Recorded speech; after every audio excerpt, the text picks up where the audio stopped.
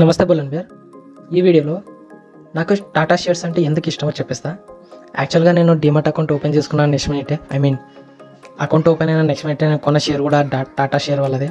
చూశారు కదా, టాటా స్టీల్ ఒక షేర్ తీసుకున్నా. అండ్ యాక్చువల్ అది చిన్న షేర్ అవ్వచ్చు, ప్రైస్ తక్కువగానే ఉంది. బట్ ఫ్యూచర్లో ఇంకా నేను టాటా షేర్స్ చాలా కొనగలను, అదైతే నేను గ్యారంటీ ఇవ్వగలనండి. సో చూద్దాం. ఫస్ట్ ఆఫ్ ఆల్ అసలు టాటా షేర్స్ ఎన్ని కంపెనీస్ లిస్టెడ్ అయినాయో అవి చూద్దాం.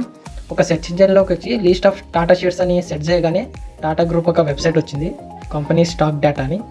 అది ఓపెన్ చేస్తే ఇక్కడ నాకు టాటా కన్సల్టెంటీ సర్వీస్ లిమిటెడ్ అని, టాటా స్టీల్ అని, Tata Motors, Titan company, Tata chemicals, Tata power, Indian hotels, Tata consumer products limited, Tata communications limited, Voltas limited, Trent limited, Tata investment, Tata metallics limited, Tata ఎలక్సీ, Nelco limited, Tata technologies.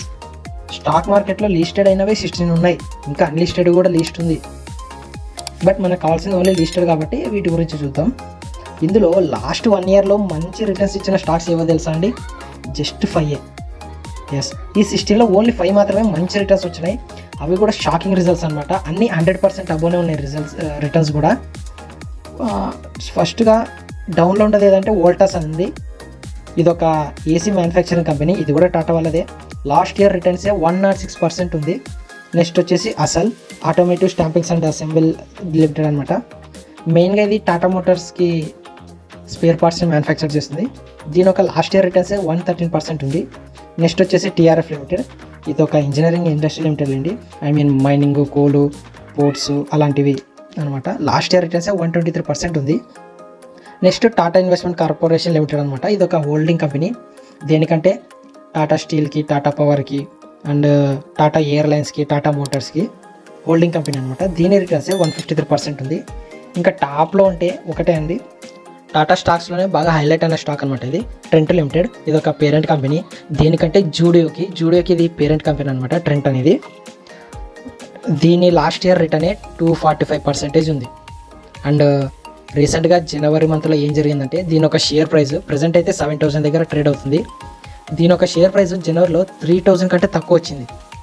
ఆ టైంలో కొన్న వాళ్ళు ఇప్పటికి చూసుకుంటే డబల్ టు ది వెయిట్ అనమాట. అంటే 3,000 అనేది 7,000కి ఇంక్రీజ్ అయింది. ఎవరైనా 1 lakh పెట్టింటే అది 2 lakhs దాకా అయ్యేది. అలా హైలైట్ అయింది అనమాట. సో టాటా స్టాక్స్లో కల్లా ఇది చాలా హైలైట్ అయిన స్టాక్. నేను ఓన్లీ అంటే మోర్ దెన్ 100% ఉన్న స్టాక్లు మాత్రమే చెప్పిన. మిగతా స్టాక్స్ కూడా చాలా రిటర్న్స్ ఇచ్చినాయి. వీటన్నిటిలో కలిపి ఈ ఓన్లీ 5 మాత్రమే బాగా హైలైట్ అనమాట. అంటే 100% కంటే ఎక్కువ రిటర్న్స్ ఇచ్చిన స్టాక్స్ అనమాట ఇవి. అండ్ నాకు టాటా షేర్స్ ఎందుకు ఇష్టం అంటే అది మెయిన్ రీజన్ ఒకటే అండి, రతన్ టాటా గారు. ఎందుకంటే ఆయన నాకు చాలా ఇష్టం. ఈ టాటా స్టీల్ ఒక షేరు ప్రైస్ అనేది చాలా తక్కువ ఉంది కాబట్టి నేను ఏం చూడకుండా ఓన్లీ రతన్ టాటా గారిని చూసి మాత్రమే బై చేశాను.